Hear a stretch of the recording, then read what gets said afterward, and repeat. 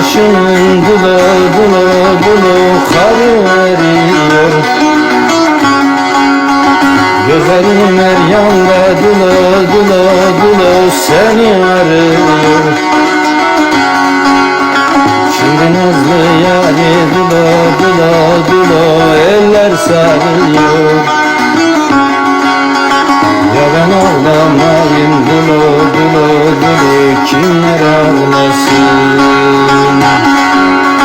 Ya ben ağlamayayım dulu dulu kimler ağlasın. Şu garip gönlümü dulu dulu dulu kimler eylesin. Ya ben ağlamayayım dulu dulu dulu kimler ağlasın. Şu garip gönlümü dulu dulu dulu kimler eylesin.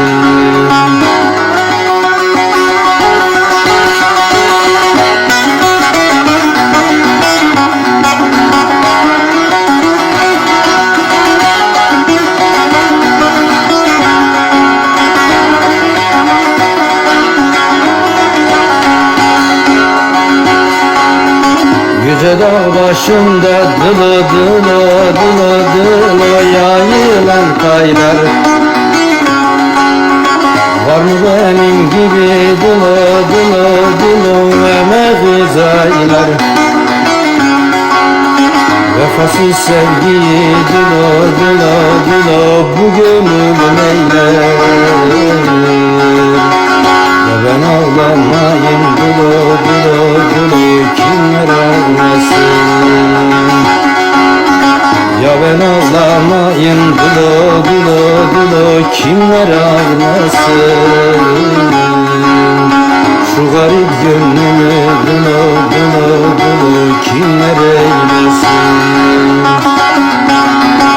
Ya ben ağlamayayım dılı dılı dılı kimler ağlasın. Şu garip gönlümü dılı dılı dılı kimler eylesin.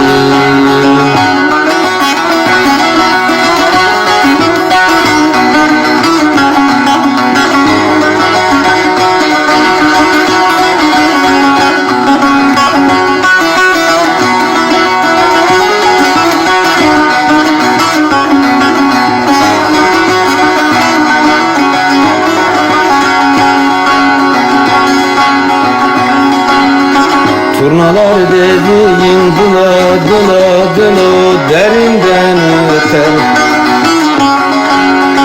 O yarın hasreti dıla dıla dıla serimde tüter. Ölümün kolayı dıla dıla dıla ayrılık beter. Ya ben ağlamayayım dıla dıla dıla dıla kimler ağlasın.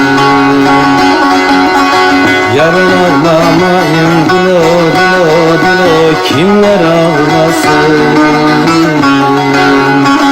Garip gönlümü dıla dıla dıla kimler eylesin. Ya ben ağlamayayım dıla dıla dıla kimler ağlasın. Şu garip gönlümü dıla dıla dıla kimler eylesin.